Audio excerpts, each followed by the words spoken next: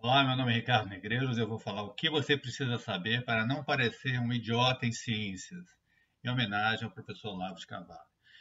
No vídeo que eu vou colocar o nome aqui para vocês procurarem dele, ele faz uma série de inferências sobre ciência que são as coisas mais ridículas que você possa imaginar do ponto de vista de um professor, né? Ele tem a responsabilidade, ao se qualificar como professor e filósofo, de colocar as coisas, pelo menos, no seu dimensionamento correto.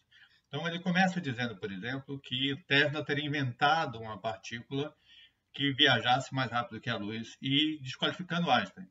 Ora, isso já foi mais do que provado e testado de que nada viaja pela velocidade superior à da luz. Inclusive que se um objeto quiser viajar à velocidade da luz, a contalhada toda indica que você precisaria de toda a energia do universo para que isso acontecesse. Por isso, da impossibilidade disso acontecer. Então, a história aí da partícula de Tesla é mais uma teoria conspiratória que está no mercado por aí. É óbvio que tem algumas estranhezas no nosso universo. Eu posso citar aqui pelo menos duas. Uma é que o universo está se expandindo a uma velocidade superior à da luz. Isso é um pouco esquisito, mas ele está inclusive acelerando.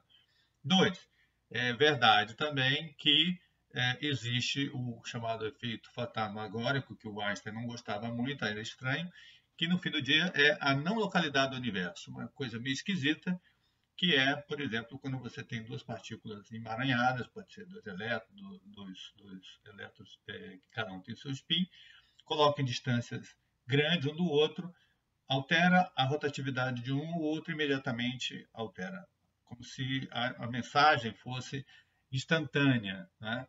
Mas isso não tem nada a ver com velocidade da luz, né? Buraco de minhoca, nada disso constrange o princípio de que nada pode viajar mais rápido que a velocidade da luz. Então, a primeira é, é, menção ignorante, né, e desrespeitosa em relação à ciência do professor Olavo de Carvalho.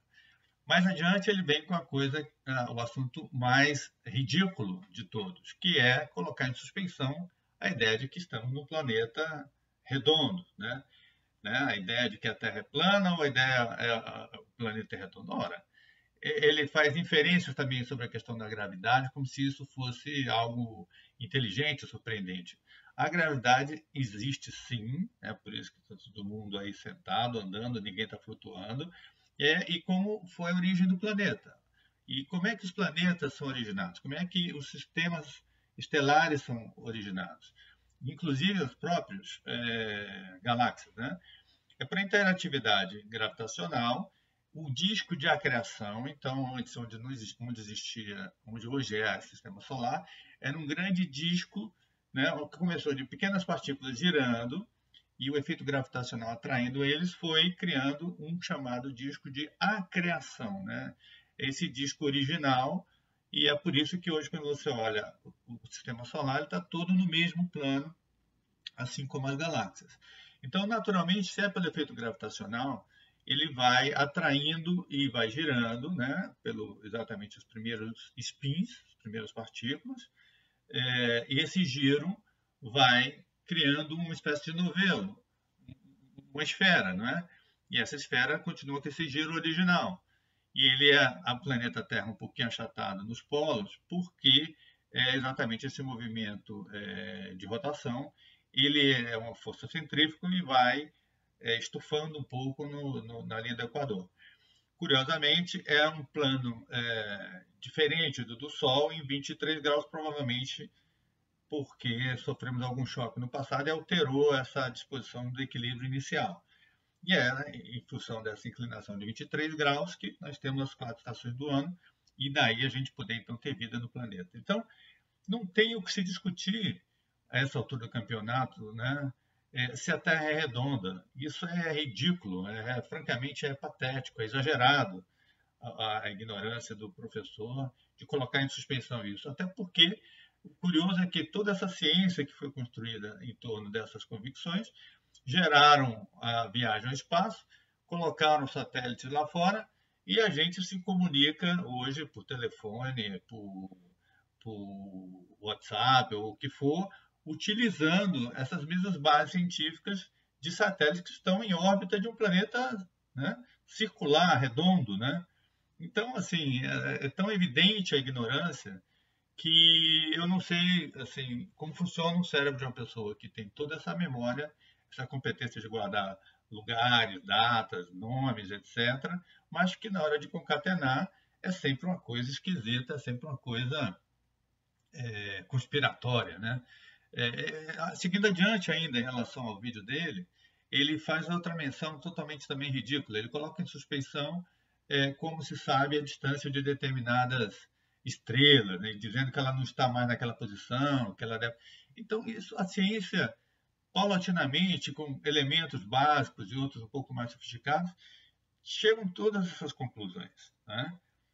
Por exemplo, o caso da distância das estrelas. Aquilo é feito, aquele cálculo é estabelecido pela ideia da paralaxe, que é simplesmente juntando seu conhecimento de trigonometria, que nós aprendemos no primeiro grau, né, nós formamos um triângulo, ou seja, a Terra ela, ela mede, a partir da Terra você mede, por exemplo, em janeiro, em julho, a posição da determinada estrela, ela tem um pequeno deslocamento visual, né? E com isso, com esse ângulo que você consegue definir, você cria um triângulo retângulo que conhecemos as normas. O seno ou cosseno daquele ângulo vai te dar uma relação entre a distância que você tem entre aquele objeto e o planeta Terra, né? Considerando que a base desse triângulo é a distância da Terra para o Sol, que é em torno de 150 milhões de quilômetros. Então, com senos, com trigonometria, nós descobrimos a distância daquela estrela. Agora, é uma imagem que está chegando agora para nós. Como a primeira informação relativa à questão da velocidade da luz, né? Sabemos qual é a velocidade dela, já foi testada, já foi calculada, já foi experimentada, né? Então, todo mundo sabe que é em torno de 300 mil quilômetros por segundo. Se você sabe, então, que você está olhando um objeto ali, naquele ponto, e sabe a distância dela, você sabe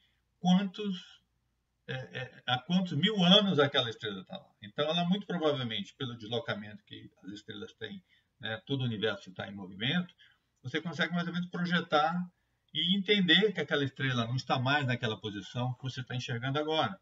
Isso é tão óbvio, isso é matemática básica, trigonometria aplicada a pequenos axiomas da ciência, e você também tem isso, não tem como negar esse conhecimento também. E aí o professor ainda vai mais longe, então ele pega e menciona que, assim, como é que os cientistas podem não saber a idade de alguma coisa, com carbono 14, etc.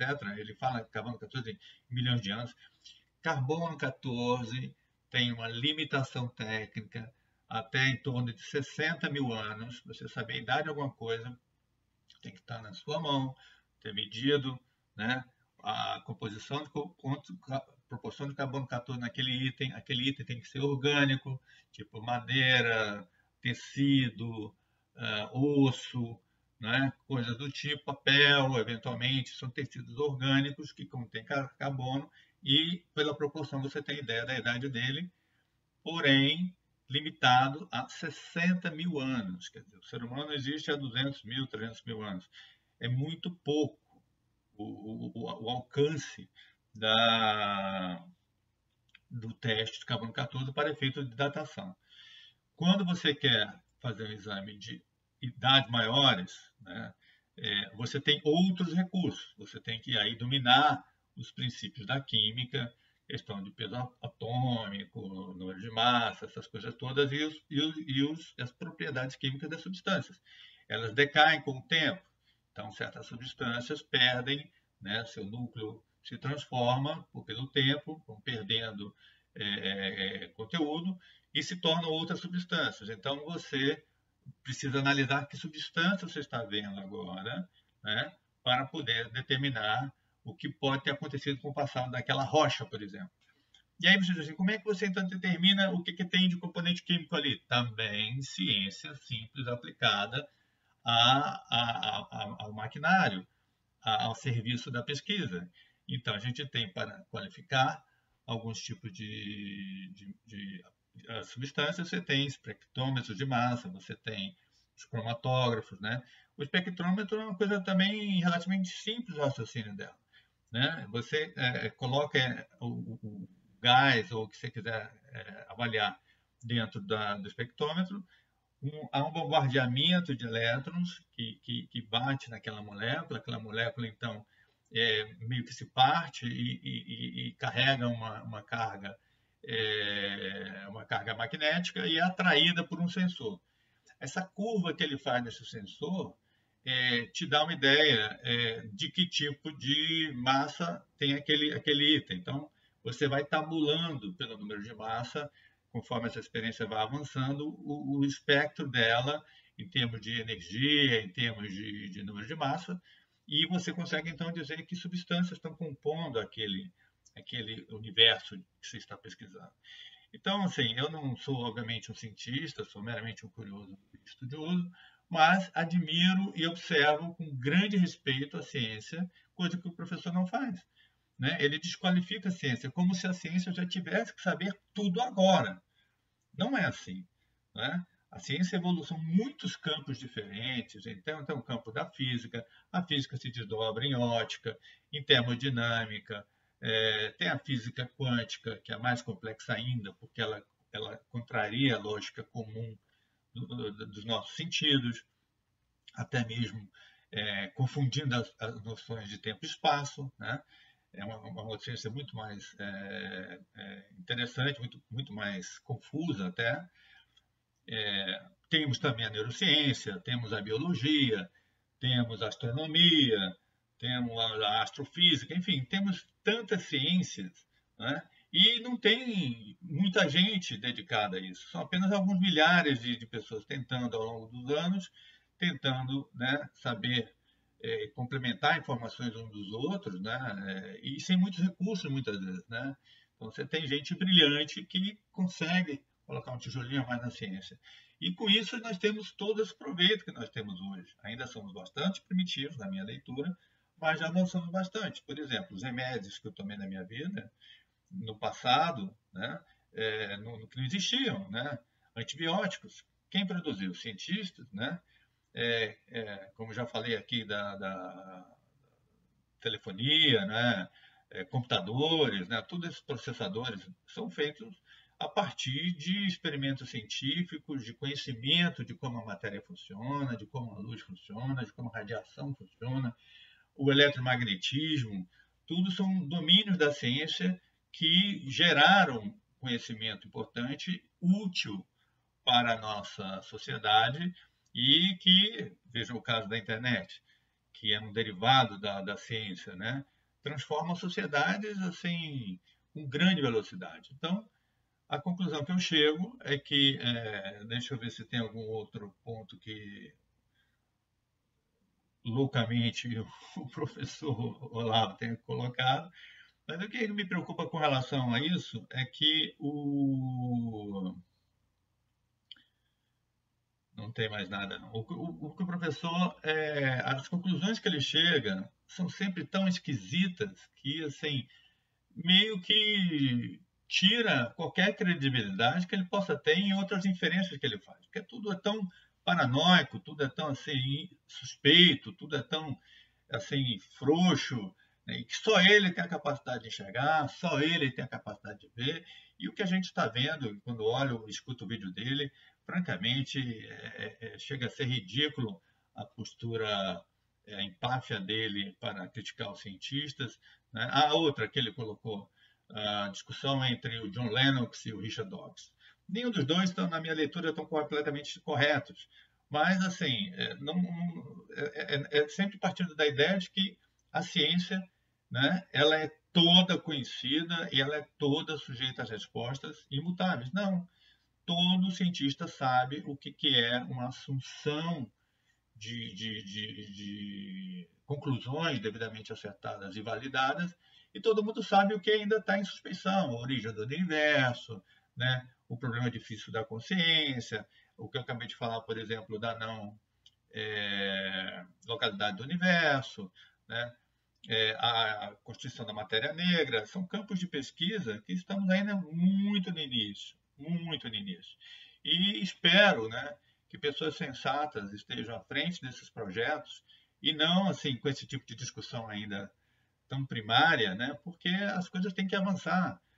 Há muita sofisticação na existência, né, há muitos desafios para os cientistas e, sem dúvida, vamos ouvir charlatães, vão existir sempre, como há em toda profissão, há advogado charlatão, há o contador charlatão, há o engenheiro charlatão, há o professor charlatão, né? Haverá e há cientistas charlatães, mas a ciência é o que é. Ela é realmente um pilar da nossa humanidade em busca do conhecimento, da nossa existência, para não só melhorar a nossa vida, mas também como nos tornar seres mais competentes para olhar para o nosso eu e o nosso próprio futuro. É uma discussão que se torna até filosófica. Então, professor Olavo de Carvalho, por favor, pare de ensinar bobagem aos nossos jovens, né? E se concentre em transmitir informações de uma maneira mais propositiva, realmente mais científica. Essa é a minha recomendação. E muito obrigado pela sua atenção.